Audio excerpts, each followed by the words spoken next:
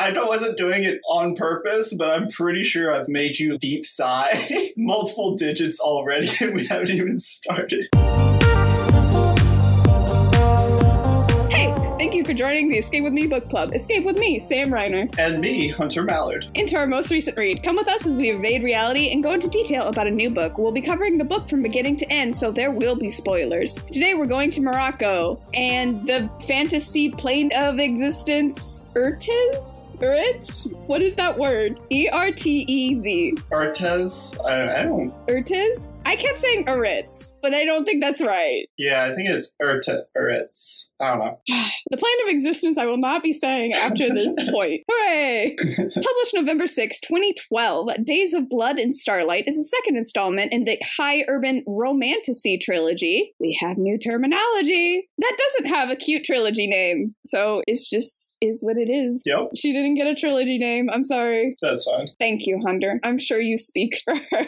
I think she'll live. With very pink hair, Karou and Akiva have found themselves on opposite sides again, but through a chain of events, they seem to be taking up the same cause in completely different worlds. But will killing the Emperor be enough? Or is there more death before peace can exist? Okay, so we're continuing this trilogy as a you pick. Yes, I think it's fine. It's fun. It's interesting. Rereading? Rereading, I mean, it was about, 7-8 years ago when I read this, so it's a lot has changed in my life, so rereading it's kind of almost a new experience. I mean, 7 years is a long time. Yeah. Not like me when I was revisiting some of our middle school series and I was just like, ah! I definitely, thinking back on it when I read it in high school, my opinion of it in high school does not match up with my opinion of it now completely, so. Which happens. That's part of the fun of rereading until you're like, okay, I hate this. And then you put it away forever.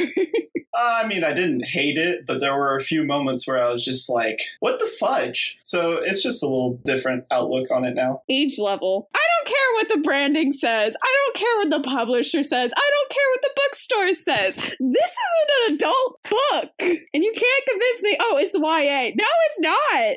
At all. The first book, they had an argument. This one, nah. No. I think it goes out the window. I think you're right on this one. I don't care that she turns 18 in 3 months. She's there. She's reincarnating bodies and dealing with a lot of really adult stuff. There is no YA about this. Technically, she's much older than 17. Her soul is much older. And it's just the body that's 17. Oh, ew. Oh my gosh, Hunter. I agreed with you. This is very much an adult book, and I don't think the rating matches up at all, especially for this book. Yeah, because we have all the big things, basically. We have genocide, racism, language, sex, nudity, blood, graphic violence, murder, war crimes, rape and prostitution, gore, torture, and cannibalism mentioned. It was only mentioned. This is not a young adult book. This is either you've been through some stuff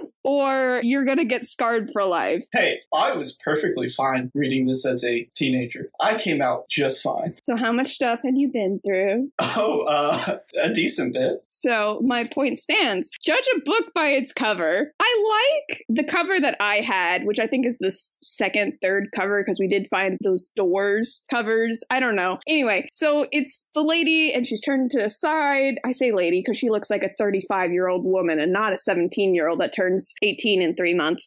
Turn to the side. You have peacock feathers and there's still a lot of Easter eggs in it going back, which I think makes it cooler than the first one and definitely cooler than the third one. The third one's kind of meh, but we'll get there. But on the original covers with the mask, I kind of have a theory that's not going to be true. Everyone's going to hate, but I kind of feel like the original cover had Laraz for the second one instead of Karou because they look different. I say that it's probably going to be the exact same model, but they look different. That's my theory. You know, I could see that. I see where you're coming from. Thank you. Just because it kind of matches her a little bit better. Yeah. As in Laraz. Because the first one is a half-face mask, and the second one is just patches over the eyes, and they're red, and I can't tell if they're meant to be fire-esque or butterfly-esque, maybe a flower. I can't really tell. I think it's supposed to be bloody. Yeah. To symbolize the blood and everything like that. But it's red and black, and her eye color is really light, because Karu's eyes are supposedly black. Yeah. That's the running theory anyway. Mine. Only mine. Well, I like the originals. That's going to be my stance, is I just like the original book covers better than the new ones. Just because the new ones are kind of weird. I don't know. There's something about the new covers that just, it's kind of weird. I don't know. The old covers are kind of meh. Yeah, but I feel like they went from all right to just overboard. So do you prefer the door covers? Yeah, at least for this book, the door cover one for this book, I like a lot. Reminds me of a lot of the different series I read in high school, too. I will say the new ones I like the least. The door ones probably I like the most. And the ones with the mask and face are kind of in the middle somewhere. There we go. Well, in the last book, we complained that there's a lot of story, but not a lot of plot. So this book is like, okay, here is all of the plot. Pretty much. As we were pulling this up, you were like, oh, you have so many more notes in this book. Yeah, plot happened. First, what did you think of kind of the plot breaks with Susanna and Nick? Is it Mick or Mike? Because I kept going back and forth. It's Mick. Sometimes they were good, and sometimes it was like, hey. But they're also in that couple phase where they're like trashy teenagers, and so you're kind of like, okay. Yeah, at first I was okay with them, but then later on in the book, I really wanted to just fast forward. They become stupid. Yeah. They're so stupid. And it's, okay, anyway. So we start out, and you were wrong. Kaz is in this book.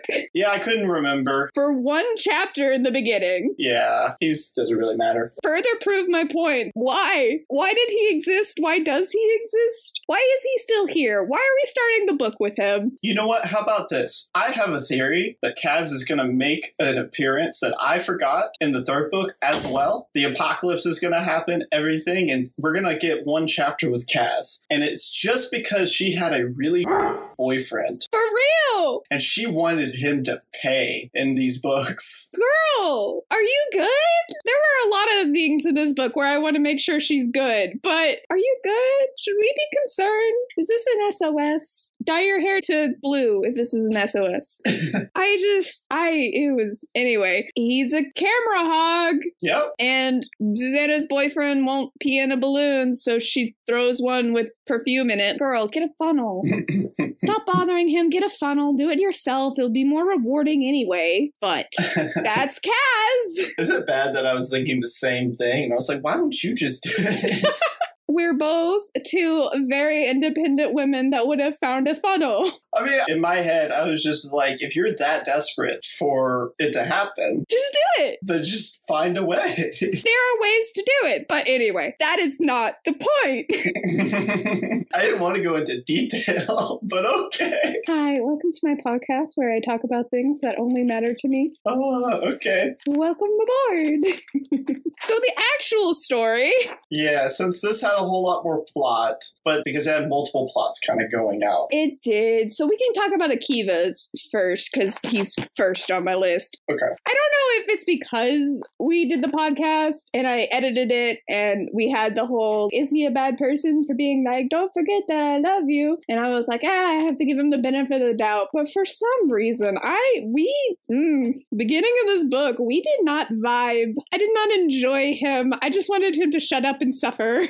You've joined me on that, huh? I was over here like, I just don't like him. Looking back, it's not the same. I'm a lot harsher on him now. And you're over here like, well, just give him the benefit of the doubt. I think, boom, you're on my side now. No, it's not give him the benefit of the doubt. It's remember he's end goal. If we hate him through the entire books, we're going to get to the end and hate the ending. You have to know. I even had to remind myself and meditate and be like, he is end goal. I cannot just hate him. Otherwise, this is going to be torture. That is where we are. Yeah. So tell me why you joined my side on this. He was just brooding, and he was like, oh no, she doesn't love me anymore. And I was like, yeah, you genocided her people.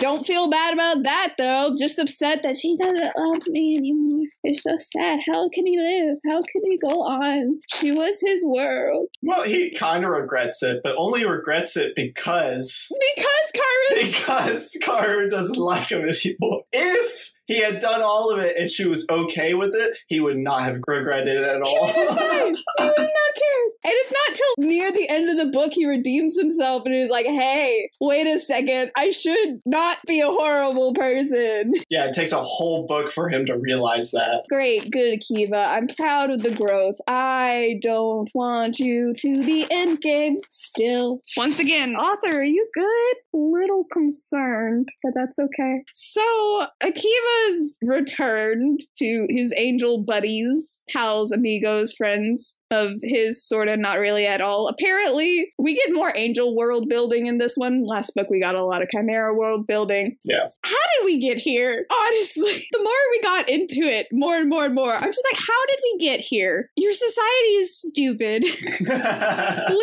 a gigantic military force is from your emperor, and I'm just so many inbreeding questions that... Excuse me. First off, they're not allowed to reproduce. That's true. They are not allowed to reproduce with anyone. So, problem solved. How were you just one day like, you know what's good? Hey, you know what? Genghis Khan did it, so why can't he? Genghis Khan didn't live for a century, and he didn't make all of his children third-class citizens. What are they doing? Why are they here? I mean, true, but that's the twist. She took Genghis Khan and twisted it a little bit. And made it dumb. Why do you think it's dumb, though? So we have the Misbegotten, and that's who Akiva is, and they're brainwashed to be like, you're only a weapon, you're so stupid and whatever, even though you're the Emperor's blood? Questions. Anyway, so they have convinced the world that these people are third-class citizens, even though they're the Emperors. So shouldn't preferential treatment a little bit to be like, hey, my elite force of my children, but no, they're not the elite force. The elite force are these random other dudes that his brother controls. Okay. You're talking about the Dominion, correct? Yep. Yeah, the Dominion are just like the main army, sort of. The Misbegotten are just fodder. How did we get here? And the royal guards of the Emperor don't do crap, and their swords are made of silver that snap easily. Yeah. That's so dumb! Why are the palace guards useless? Oh, we've been winning war for forever and he believes he's above it all, but how? How did we get here? When was the point where it's like, you know what? I no longer need real personal guards. I'll just keep giving you guys silver swords and make sure you're the tallest. Got that 7-foot fetish going on here. I mean, it's 1,000 years, though. 1,000 years. You don't think you'd get kind of complacent in 1,000 years? Maybe complacent, but to the point where your entire guard system is ineffectual? I mean, no one said he was smart. He's so dumb! He should have died earlier! Actually, that was a point I was going to get at. I was going to bring it up later. Okay, we'll bring it up later. But the point of the matter is, Akiva goes back to his buddy pal amigos, and they're on this campaign to clear out the chimera from this region that they're in. And as they go along, which, by the way, there was a moment where I am desperate. I am so freaking desperate for a new love interest. You're rooting for Ziri, huh? I mean, that too, but literally, where is it? There is a band of angels. Oh, her name's in the beginning. There's a band of angels, and all they're there to be is to be, a new perspective. But there's this girl named Athena, and she's like, hey, what we're doing to the chimera isn't cool. And I was like, yes, you! You are my chosen. No, she died. She died real fast. She died like the next chapter. Literally, it was me in my notes. It was me going, yes, please. And then here it is. Athena is having sympathy for the devil as the angels start taking out simple chimera farms. I was like, ooh, can she and Karou get together? And then it was like, never mind, chimera killed them all. Darn it. I'm sorry, that's so funny. I am desperate. That you were just like, yes, Challenger has a beard. Black. Dead. This random person that's never going to show up ever again. She got a viewpoint. I had a chance. So Akiva's plotline you didn't like because he was too broody. He was too broody in the beginning. And so as it goes on, he is like, hey, wait a second. I was supposed to not murder all of the chimera because I hate my father. Oh, yeah. Maybe I shouldn't have been benefiting him. Dang it. Oh, well. I guess I'll help some chimera. So he goes out at night and uses his magic because he's still, I forgot, he's one of the only angels that knows magic. Yeah, gotta make him special somehow.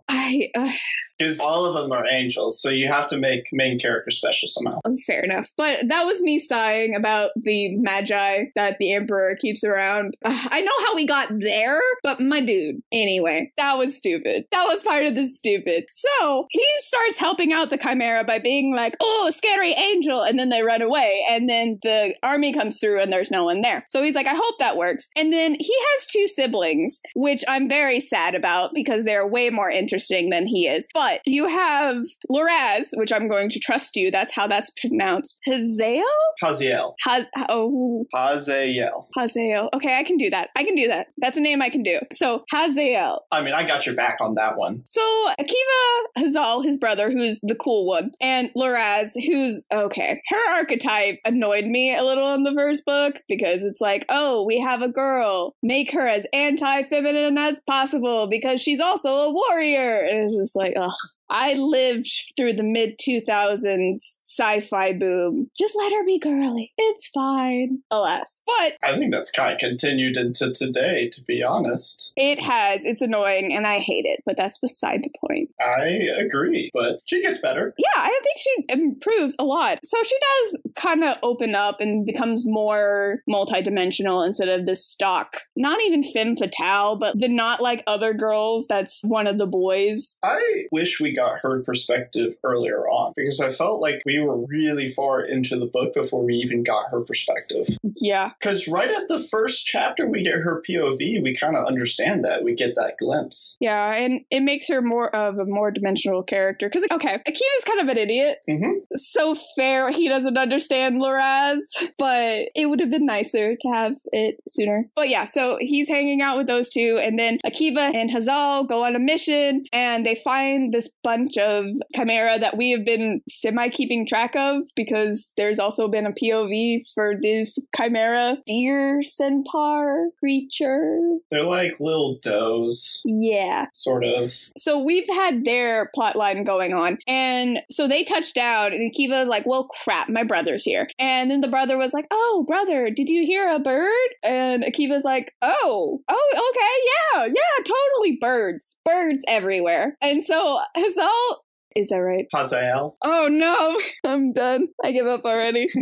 Hazzy over here. There we go. That works. Man, I'm so sad. He's so cute. Turns out to be a real cool, chill dude. You like Hazi a lot. I like him a lot, and I'm a little sad because a little part of me was like, him and Loraz, they can't get married. And she's like, no, I only see them as brothers. And I'm like, yeah, I get that, but everyone says that about the dude that makes them laugh and is super funny and whatever. And then one day you're like, wait, but we could forever? And then it becomes a thing. I understand where you're coming from. I think that was my initial thought of those 2. Now, if I wanted things to be a little bit different, I'd want him to live and then be the other love interest. No. I would be very interested in that little dynamic and how much drama's in there. Karu's too... Karou? She's too traumatized. She needs someone to trauma bond with. Trauma bond? A trauma bond. You don't think he doesn't have? Not the same trauma, though. That's why Akiva works, and that's why Zuri works. The most cheerful and kind people have the most trauma, 100%. Look, I'm also the person that votes for the golden retriever and the black cat, okay? Loraz and him would have been really cute. That's all I'm saying. You're, okay. They're literally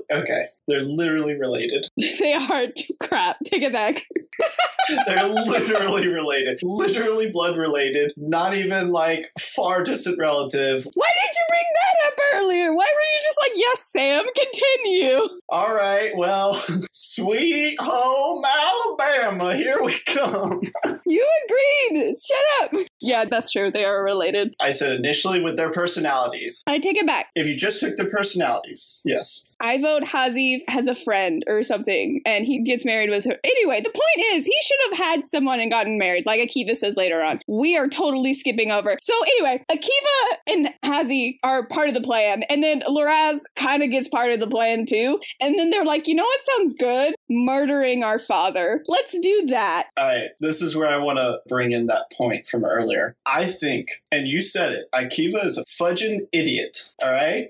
He goes into detail and says the plan was to kill his father back at the Grove, back with Madrigal, okay? Yep. So it was always the plan. And I'm thinking, if you want the best revenge and to do right by Karou, or at least semi-right, then why is it when you're taking over the Chimera City and you have Brimstone, the warlord, the emperor, and his brother all there in one location, and you were there too, standing right there, and then the warlord spears the emperor in the stomach? Why did you not take all four of them out? Because he was too busy brooding. You don't get it. He's an idiot. That's a given. If that was the plan and he wanted to honor Madrigal's vision, a perfect vengeance, because he obviously hated his father, and just take out all four right there and then go down fighting. And then this would have been a way better fudging series. He also doesn't take revenge on the person who did it. Vigo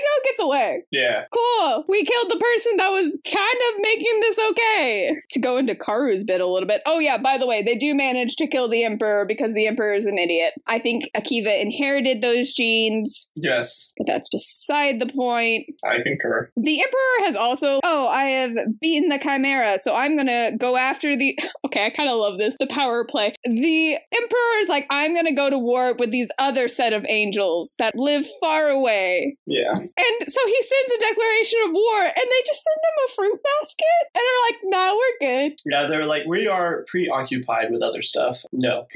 No, thank you.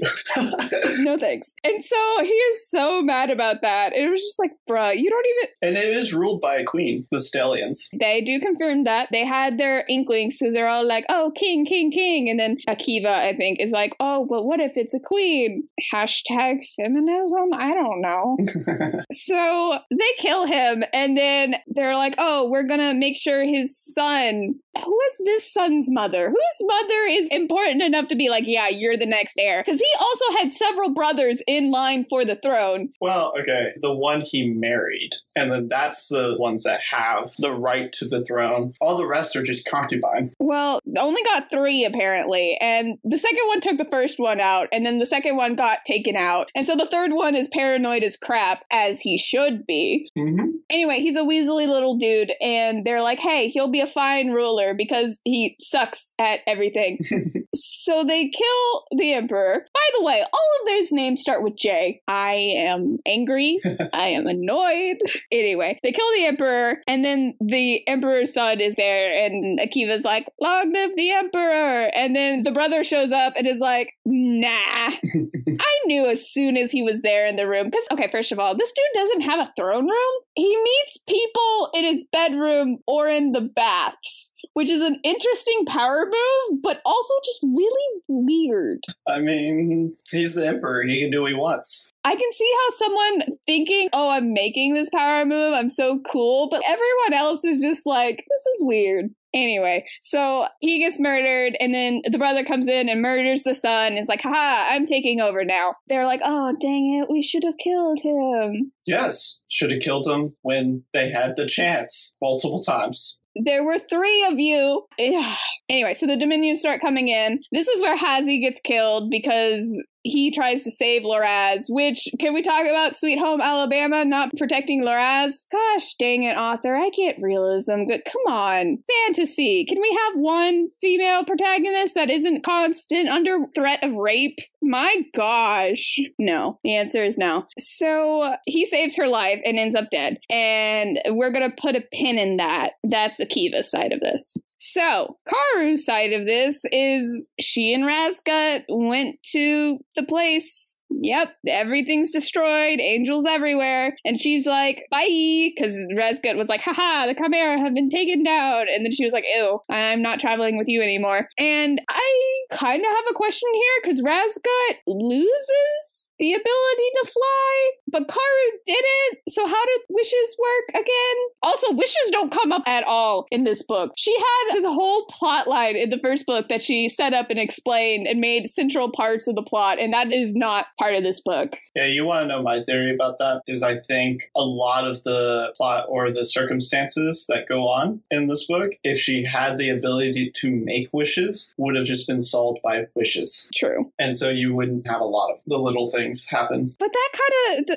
that's your fault to begin with. What? You did that to yourself. I mean, I think she just wanted the reader to assume that Brimstone never taught her how to make wishes. Oh, no, that's a fact. But it's just, I don't know. She's not going after anybody for wishes. She goes around stealing teeth, but she's not hunting people down for their wishes or whatever. Anyway, she doesn't have any. Also, apparently, we just kind of dropped that entire plot completely. She still knows how to fly and her hair is blue. Yay. There we go. So she's making bodies now for Thygo, and Thygo's being all nice and whatever. Ew. And he has a buddy named Ten, and she's obsessed with him. So, of course, she's like, oh, yes, I'll do whatever. And Karou's an idiot. Mm-hmm. I am glad her and Akiva's IQ seem to match. I mean, they're very naive. They're so stupid. They're very naive. I think there's a difference between... Yeah, they're a little stupid, but they're more naive. No, this is stupid. 10 is following her around. It's like, oh, you should teach me how to do your trade. You should whatever. And it's not till forever into the book. She's like, wait a second.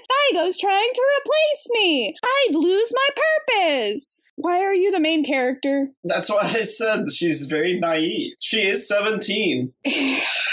We're much older, so we can see all this thing from a mile away, you know? But, I mean, she's only 17. She's a dummy. Anyway, I will gladly point out the dumb things that I did at 17. And if I didn't think that they were dumb things, I never would have learned from them. Well, yeah, but now that you're older and you're over here judging a 17-year-old for not seeing stuff that you probably couldn't see when you were 17. I don't know. That one was really obvious. I mean, yeah, I will concur. That one was very obvious. Oh no, Thygo doesn't want me around! Girl. I say what's not as obvious is that, I mean, now I can very easily see the fact that he is a general and he's very, very good at psychological manipulation in his warfare and everything. Oh, yeah, because this whole time he's been like, oh, we're on the same team. We're together. We can do it, Karou. We'll figure it out. Let me work on the soldiers. And then you find out on the other side, he's telling the soldiers, oh, she's a traitor. She's an angel lover. She's the worst. Don't talk to her. Yeah. And to just give background, his first strategy is to come in and basically start with fear campaign. Start doing kind of Vlad the Impaler type of stuff. He carves smiles. Yeah, because that's what the warlord did when he first started his campaign. Yeah, is to make them fear. Which I don't mind because they're doing it in the region where they want the angels to not. Yeah. And then he's like, nah, go for the women and children in cities. Yeah. And we were like, cool, Thygo. Yeah. Because you find out one of the reasons Thygo was so mad is while he was waiting to catch them, Akiva was like, oh, here is the list of people we need to kill for peace to happen. And so he's like, yeah, obviously my dad, but we definitely need to kill Thygo. And Madrigal, which let me stop right here. I made no Encanto jokes. Her name is Madrigal, but that is beside the point. Although I do think this whole book series can be described as Welcome to the Family Madrigal. Yeah. So while she was there, she didn't say anything. She wasn't like, yes, no, whatever. But I kind of get why he was so mad. Okay, first of all, he's a terrible person and his thought process is fundamentally flawed. But he was like, we were supposed to be married. Let me put the most PG spins on this. We were supposed to be married, and now I find you with our enemy, running around naked, plotting to kill me. Like, I think I would be mad. Yeah. I think I'd be pretty mad. I don't take it as far as Thygo did, but I'd be pretty mad. Yeah. I mean, we were just saying how stupid they were. So. Oh my gosh. But what I was saying was his manipulation and making her codependent on him and everything, and isolating her, making her doubt herself and isolating herself. That's textbook manipulation tactics right there. And generals do it in real life too. It's a strategy on the battleground of isolating certain units and making them wonder if they're going to get back up so they will surrender prematurely. It's a part of war. Yeah, it's a tactic for enemy. Yes. So he pulls the narcissistic parent and even takes away the door, basically. Yeah. Which I knew this was going to happen. She had a crossbar and he takes the crossbar crossbar off, and she's like, I'm so mad, I'm gonna go talk to him right now. And she goes down there, and then she gets distracted, and then she never brings it up. Well, she was going to, but she didn't have the courage to, because he has done his job very well. Well, she didn't have the courage in front of all those soldiers, and I'm like, that's fine. Totally fine. Bring it up later. No. Yeah. No, of course not. Well, because, I don't know. Because plot. She doesn't feel like there's anybody on her side. Because plot. And she has one of the best playing cards in her hands. Exactly. But she doesn't ever play it. Never. Because she makes her feel, with everyone else's help, like it's not a card she can play because it's her duty. No, he's a very good narcissistic boyfriend. That's why he was a good general. But it doesn't make him a good person at all. It makes him a horrible person. He's actually pretty trashy. Yeah, he pulls out all the stops, does the whole doggle, deny, attack, reverse, victim, offender. And yeah, it's just that. That's her plot, is Daigo is narcissistic and mentally breaks her down. Woo! Until the point where her friends come and then she gets Isak back. Because that's the turning point. Which, by the way, once again, she is stupid. So, first of all, Susanna, holy crap, Susanna, let's give her some props here. I know we're like, you guys are dumb, because they kind of are, but at the same time, maybe I am, Susanna. Because there's parts where it's like, oh, I should stop thinking about the mystery and consider my survival. And I was like, oh, that's how my serial killer would get me. Telling me if your best friend suddenly knew how to do some crazy ass magic and asked you if you wanted to learn, you would just hop at the chance? Well, that's not the thing. Karou didn't want to teach her. She was like, teach me and whatever. I'm talking about the I don't want to leave you surrounded by this danger. Yeah, there's that too. I'm a loyal girly. Hey, she doesn't see him as that bad. Although Susanna does do things like, lets Karou know that she and Meek have been intimate. And I'm like, Susanna, these are not the things we say. Yeah, I don't see you saying anything of that sort. Meek goes along with this much, much longer than he probably should. Susanna even pulls up, oh, you have to do one of these things as my 3 trials, like in fairy tales, which I sat there and I was like, I can think of no fairy tales where you have to go through 3 trials to get the girl. The best I thought of was Hercules, which was not for a girl, but he had 12 trials. And then technically you have Jason and the Argonauts, and when he wanted to get the fleece, that's the barrel I was scooping out of here. And he had 2. Technically, you could break them down into 4 if you really wanted to get picky. And it wasn't necessarily to get the girl, but he does end up with the girl. That was the best I had. I don't know where she got this 3 from. You know, I never questioned it, gonna be honest, but now that you're questioning it, I am now questioning it. And I'm over here like, yeah, I don't know where she got it. That's what I do so well, is I pick at the stupid things that no one else cares about. I just accepted it because it seemed right. Doesn't it, though? I was just like, okay, yeah, that tracks. And then now that you're over here, please come up with an example. I'm like, well? Any example. Just one? Even one. I have my fingers on the temples and I'm over here like, well, shoot. Anyways, but that's what the turning point in her plot is, when they get there. And to add to it, she befriends Zuri. Okay, so it gets a little weird. Zuri was a child when she was an adult, and he had a crush on her, as young children are wont to do on adults. Madrigal never saw him in that light because she was good. And he witnessed her die, but he was gonna be like, oh, I'm gonna save her and whatever, but he was a literal child, and that didn't happen. So now he's back, and she is Madrigal still, even though she's 17. Oh, that's weird. All of this is weird. Don't pay attention to the ages too much. So she's a human, but he's the last of her kind, basically. And so she finds a lot of solace in that and wants to have friendship with him. But once again, the white wolf is like, don't befriend her. So he gets involved where there's a bunch of platoons basically, and his platoon leader was like, hey, we're gonna actually go help the Chimera instead of kill random innocents, so let's go do that. And they're like, yeah. And so he has to stay back because he gleans the souls of his allies because they're smart, and a little bit because it's like, oh, it's your first skin. He doesn't have the Hamas, which I get it emotionally, I get it, but that puts him at such a disadvantage.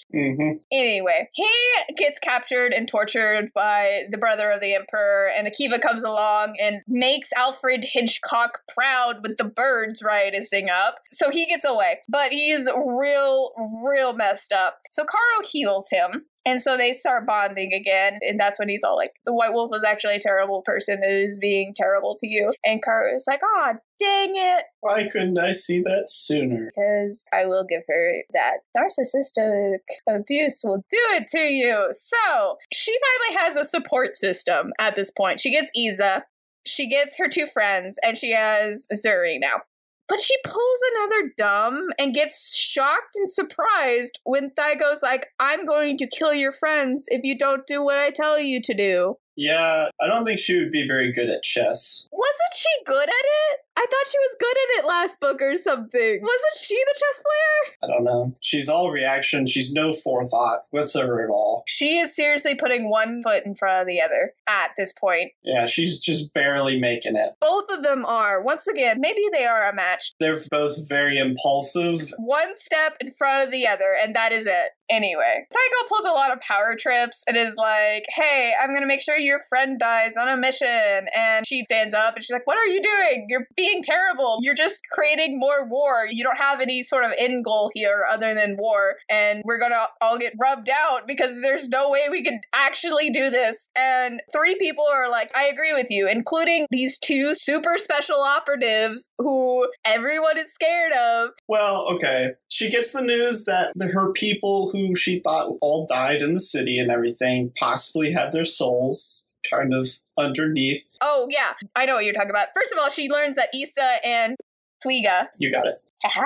Twiga is still alive. She needs to just get the vessel that she's in because they're there to be like, hey, actually, we tried something kind of crazy and we had everybody go to where the chapel, basically, of this building where they had been doing a lot of the resurrections, put them down there, gave them tea to drink to fall asleep in death, and we're hoping that maybe that saved their souls. And you can go down there and you can save the souls of all these children's and parents and families. Yeah. So there you go. And so that gives her a lot of hope, and she brings that up, and one of the dude has a family that was there, and so he's all happy to get his wife and children back. And then there's these 2 assassins who you know nothing about other than they're really spooky and everyone's scared of them, even the people in the angel ranks. Except to Zuzana. Except for Zuzana. Who likes them a lot. Because she's her. And so this absolute Muppet.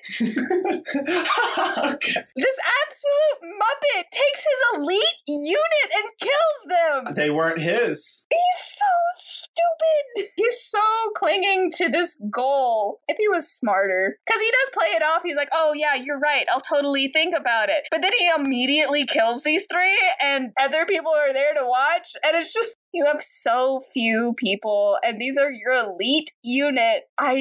Yeah, I gotta be honest. I was the same way. I was like, what are you doing? They literally killed hundreds of angels. 100 guards while they slept. No noise was made. With no casualties at all. That's what you want. Do you know the armies on Earth would give anything to have an elite force like that? Kills them over a temper tantrum. I can't. Yeah, it shows you how much Karou really made him angry for standing up to him like that. And he just wasn't thinking rationally anymore. Well, first of all, I didn't believe this scene. You have to get to the pit right now. The whatever there. And I'm just like, you're so stupid. Why would you do this? And then it's like, oh, actually, it was a trap for Karou. And I was just like, she's your resurrectionist. Yeah, I think he lost it. No, he's gone. He is so far gone at this point. You can tell he's lost complete control at this point because it's so stupid. And then it jumps to an Akiva murdering the Emperor. So put a pin in that real quick. And then it gets back and it's like, oh no, there were actually other people there. Because I don't believe for a second Thaigo could have taken on the 3 of them. Not for a second. Probably not. This dude hasn't seen battle in how long? He's not sitting at home doing his exercise regimen, I'm telling you that. I don't believe it. They can kill 100 angels in their sleep without anyone waking up or noticing. That's another thing. I want to know, how did he get those 2 to the pit? And they didn't suspect anything. I honestly don't know. He might have just called the soldiers or whatever. Here's the second reason. I was like, okay, he couldn't have done it. They can fly. And he can't, yeah. And he can't. And so I was just like, this didn't happen. There had to have been other people. And then you get back to the scene and it's like, oh, the other soldiers were there. I was like, okay, you guys are definitely brainwashed. Yeah. Also stupid as I'll get out, but whatever. Speaking of the Emperor scene, something I jumped over and I want to bring back. They managed to get Akiva and Laraz not to move because they take the severed hands of the Chimera and use the Hamas against them. I feel like this is inviting plot holes on this magic system.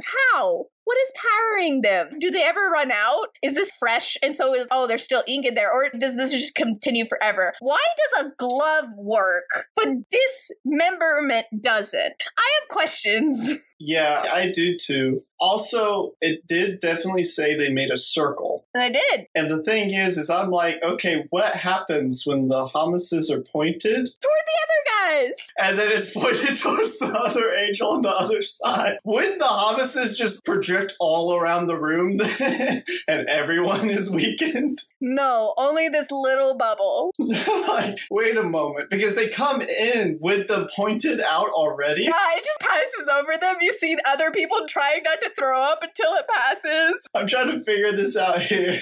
This alpha radiation Hama magic that works with a thin layer of cloth. Yeah, I don't know.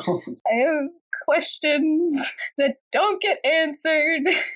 I wouldn't hold your breath for them getting answered. No, not at all. Anyway, cutting back to the scene and a moment we're not going to talk about, but Karou ends up killing Thygo with a tiny knife, which I appreciate. That was poetic justice. I did like the part where she put out that his final thoughts, if she had to imagine them, was that this is too small to kill me. Yeah, this can't kill me. And I was like, wow, you really are the Emperor. Congratulations on your promotion. Mirrored storylines. Yeah, but then the whole plot that develops about Ziri becoming Daigo after that. That was good. I was like, oh, girl, your intelligence makes up for your wisdom. Yes, we're doing something. And then it cuts back and it was Zuri's idea. Yeah. You couldn't have given her that. Gosh, dang it. And honestly, I was listening to the audiobook. I got through those chapters. And for some reason, and just for background, I am a huge Lord of the Rings and Hobbit fan. But in my head, I just had going in there the start of the first Lord of the Rings movie. He has 9 generals. Same as the Nazgul and the 9 human kings. And then she does that, and I'm like, and there was another ring that was forged in secret. Oh my gosh. There was another general forged in secret, forged to rule over them all. And that was just going over in my head. I don't know why my brain just was working that way. It was so stupid. At least you own it. I'll give you that. The thing was, it's like the fires of Mount Doom. Oh, and the grotesque pit of death forged another one. It worked out perfectly. I could have done it. I could have written it and everything, and it would have worked perfectly. Are you done? Yes, I'm done. I'm sorry. That was just bugging me. I had to get it out. So, the only thing I want to talk about with that scene real quick is she goes on and she's like, hey, but nothing happened. I'm not a victim. Nothing happened. I'm just going to use the example of assault and battery. They are 2 separate charges for a reason. Battery is the actual touching, the actual doing, the actual hitting, punching, smacking, whatever. And that is what she is thinking of as, oh, that didn't happen to me. Assault is a separate charge, and it involves the threat of force or harm. It is the you feared for yourself. Karou was still assaulted, so the PTSD is actually handled really well and is taken very seriously, and I appreciate that. Author, I'm concerned about you, but I just want to get that across for anyone who is like, but nothing happened, but assault happened. You feared for your life. That can cause plenty of harm in and of itself, and you should take that seriously and be fine in the knowledge you don't have to feel like a victim to have something bad happen to you. But Karou makes it through. They manage the whole switch which with both Thygo and Ten got me because Akiva shows up again. He keeps popping up. We've been ignoring that, but he keeps popping up because remember, I'm the love interest, basically. Popping up and then told to get lost. Yeah, and so he's the one that gives the container with Issa in it, so that had a plot point, but it really was just very brief. Reminder, I cause your heart to beat. Bye. Yeah, I thought that whole interaction was kind of pointless. There wasn't really much to glean from it. We were gleaning that Karou still has feelings for him. Because remember, Zuri's cute, but he is in goal. Keeping her ships in perspective. Keeping them in line. Don't you dare. He just comes, reminds himself and her that she hates him, and then goes away, comes back, does the same thing. The point is not that she hates him, because she already knows she hates him. The point of him popping up is because Issa points out later, it's okay to still be in love with him. Karou, you still have feelings. It's so complicated. You love him, but he's the enemy. And he's not going to tell you that he killed the Emperor? Ever? Yeah, I was thinking, why don't you not start with that, but at least mention it early on, right? Even if it's not like, hey, we can be friends now because I did my thing. I murdered the Emperor, just so you guys know. But it never comes up. Even when later on, where it's like, it's a need to know, because to skip to the end a little bit, the Mistborns and the Chimera are going to team up to fight the Dominion. And he still hasn't told him the Emperor has been murdered. They don't know that. They don't know who they're facing, really. I think it's a given, almost, like a fill between the lines, that he might have told him. We've been over this. I practice closed reading. If it did not happen on the pages, / is not alluded to off screen, off page, I don't know. It didn't happen. No benefits of the doubt at all. I think she forgot. Yeah, I don't know. But anyway, Akiva and Loraz show up with their brother's dead body to be like, hey, you could totally revive them. But it's a really sad moment because she can't, because his spirit went, woo, because Akiva became a bomb. Yeah, like a sonic bomb. And there you go. So he shows up with that, and Thygo's there, and you get the whole Karou and him being cool. And I don't like how she teases it, because she kind of makes it really yucky. Like, I had to bring him back, even though he tried to do really terrible things to me and is a terrible person. But I had to bring it back, and I'm so upset. I had to bring him back. We could have skipped that. Yeah, she waited way too long to tell the reader what actually happened. All she had to be like is, it's not actually Thygo. We had to have a Thygo or something like, I don't know, some sort of, anyway, I didn't like that. That was kind of, Also, the fact that she can't just give Akiva a glance over, like, it's not what it seems. Literally, who is in the room but fake Thygo, fake Ten, Issa, Karou? The other generals were behind them, so they weren't actually in the room.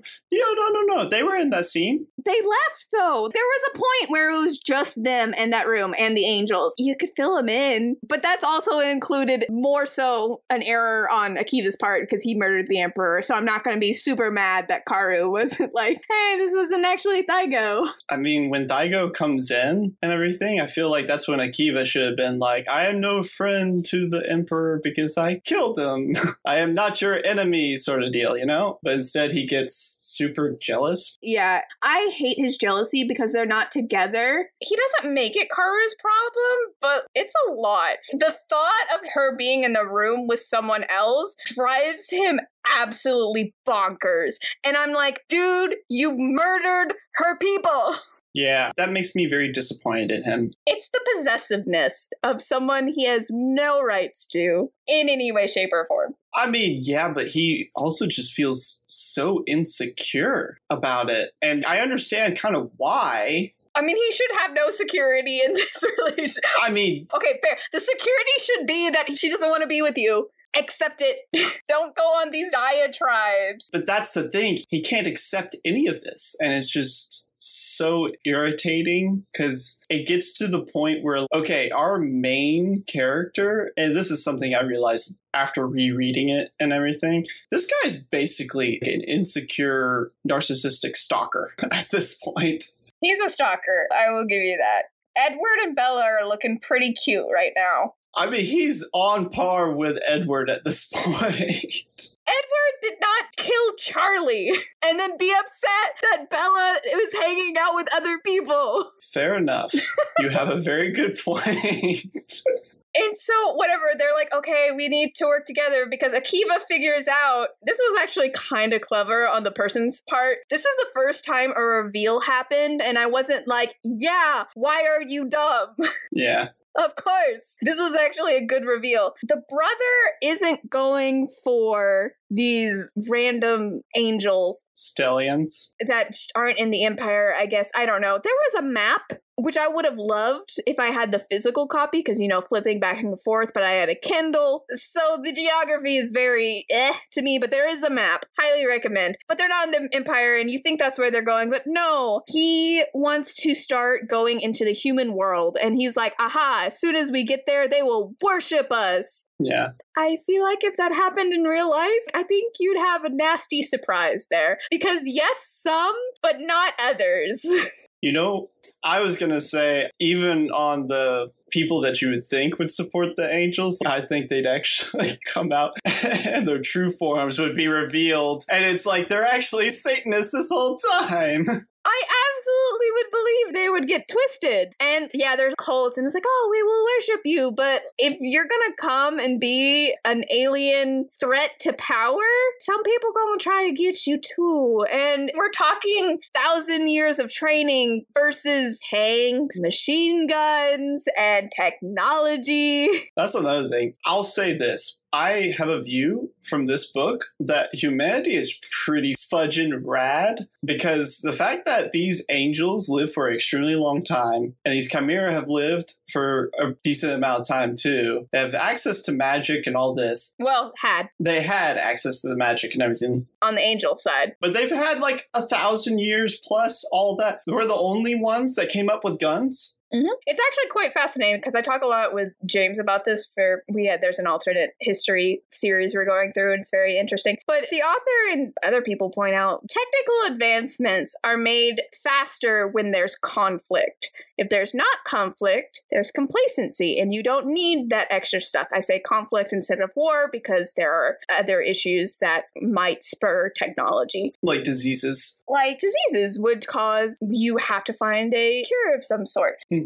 The fact that their civilization has not advanced, arguably on the angel side, has gotten worse. Yeah. How did we get here? And also the fact that they apparently had their huge advancement previously when they didn't have war. It is backwards. It goes contrary to everything that you would think. It does feel very counterintuitive. But this book makes me think, wait a moment, after getting kind of a good perspective on angels in this book and Chimera in the previous book. How have the angels survived, is all I'm saying. Yeah, there's that, and it's like, dang, I'm thinking actually now humans are the superior race out of all three. That too. Here's an example, the Mistborn. Okay, I will just continue to have children. How many concubines do you have to keep an army going? Because it's canon that they don't take them away until they're 5. And even if you had twins or triplets, that's a 5-year commitment with this concubine. Because Akiva didn't have any siblings. How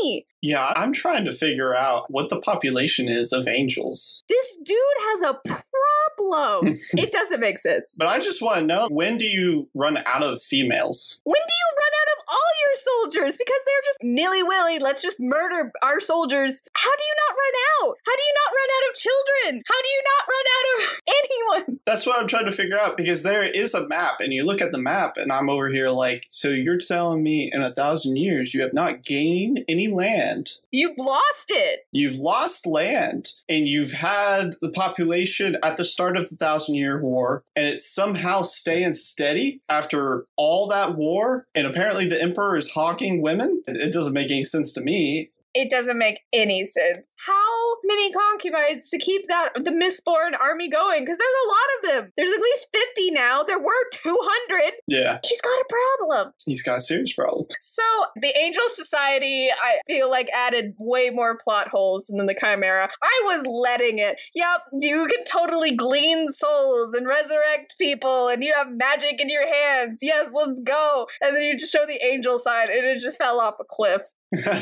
Well, on the other side of the angels arriving to the human world, beside me thinking maybe the humans are actually the superior race, is that the thing about worshiping something like angels is your imagination takes hold for the humans. If they actually came down, one guy makes one bleed and then humans are going to destroy him. That's just how we are. Yeah, as soon as they're like, hey, they have swords, you're gonna die.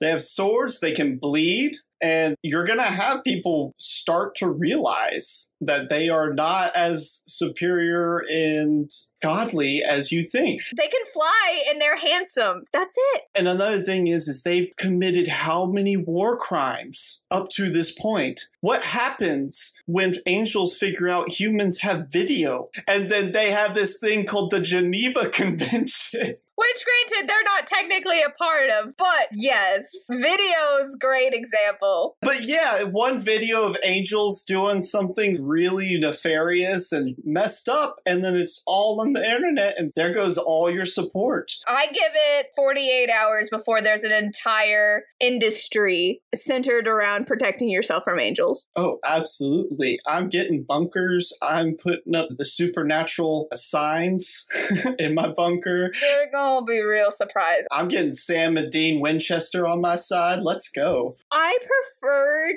when I thought he was coming into the human world to collect weapons and not just invading the human world. And now we have this ragtag team of misfits, which, by the way, I do kind of love this scene, and I know it's supposed to be serious. The imaginary cut in my head, you have both armies in mountain caves, but there's a wall in between them because you can't trust them to be friendly, which is fair. And so the angels are on one side of this wall complaining about, like, oh, I can totally feel their hamas. I can feel it through the walls. And Akiva being like, no, don't worry. A thin piece of fabric keeps it from harming us, so walls are fine. But then you cut to the other side, and the Chimera have their hands against the wall, Yeah. trying to hurt them. I thought that was good. That is the funniest scene in the whole book. I thought that was a good scene. I got a chuckle out of that one. It was so good. I hope that's what her intention was, because that was great. Because it's such a good, bitter scene of just, they are just that at each other's throats and just, oh, I love it. I love feeding off the bitterness. Yeah.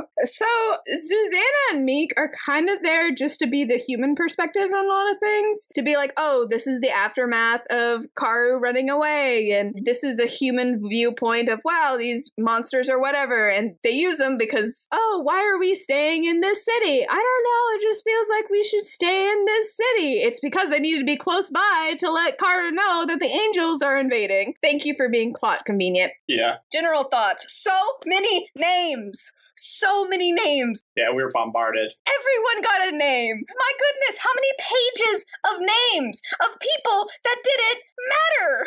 4 pages. 4 pages of names. Impressive. She named everyone. I want to know how long it took her. And there are other authors we have done on this channel where their tactic is you name them, you get them in a battle, you kill them. You name a new guy and you're like, oh, there's the red shirt of today's episode. But that wasn't her modus operandum in the first book. And then she just came to this one as like, names for everyone. Everyone gets a name. Get murdered immediately after this? Never show up in the book again? Doesn't matter. Sam had to write down your name. Do you know how many names I have that are just Angel or Chimera? That's their only description. Yeah, you'll never hear a lot of those names in third. I'm so irrationally angry. I'm mad that the smugglers didn't all get names. Seems unfair. So many names. Oh my goodness. Second of all, I want to tell you something that happened with the first book. When I was reading about Kishmish for the first time, he is described as a shadow crow. Yeah. And my dyslexic brain read shadow cow. And I did not realize it was not a shadow cow until much later. I think Shadow Cow is better. Right? I told my husband and he's like, that is awesome. I was like, isn't it though? That would be amazing. So I just want to petition the author. Could she get a shadow cow? I think it should be put on the front. Just imagine this cow shadow on the wall. The shadow comes and there's a cow and it moves at you.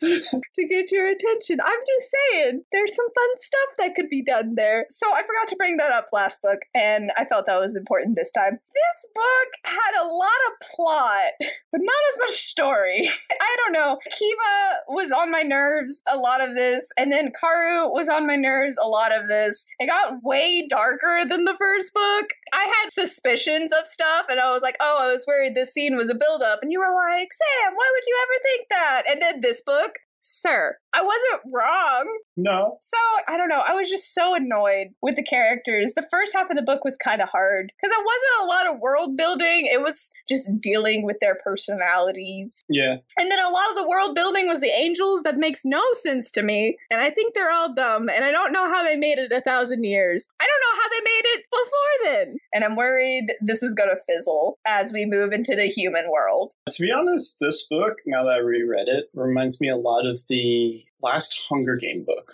It's a little weird when you have a book that really revolves around certain characters and just their mindset. It revolves strictly around their mindset and not necessarily about story. It's just a lot of them working through their own stuff, you know? Yeah. It's just hard to do. And then we want to be about war. I am curious. Last episode, you asked the question whether or not you think she's read a lot of action books. I am also curious about this. Yeah, after rereading it and everything, I don't think she has. Which I'm not going to be too about because action is also my weakness. Maybe more so be like, hey, know what your strengths are and play more towards those strengths. Yeah. Because she has some strengths in world building, although the angels do kind of fall off. She's very descriptive in a lot of her stuff. And she's good at explaining her character's feelings. And she is on that respect, but in a lot of the combat that goes down, a lot of it just kind of gets summarized up as a generalization of what they're doing. Like with the Ziri battle with the angels, he's doing a dance and then all of a sudden 2 more go down. They just get cut down. Well,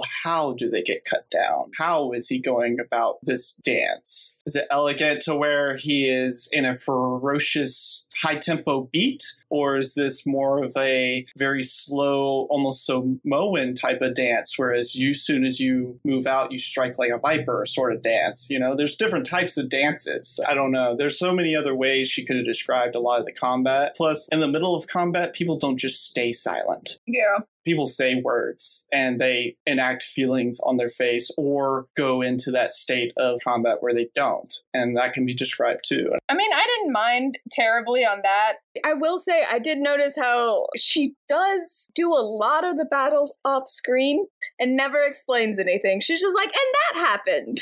I don't know. Making it around the conflict of war when you're not really good at action scenes is a choice. I don't know. It feels like one of those things like, I have to because fantasy, but realism. And I'm just like, meh, make it crazy. Make it nuts. Let's go. Yeah. But it's okay. It is what it is. So, one question for the author this time around.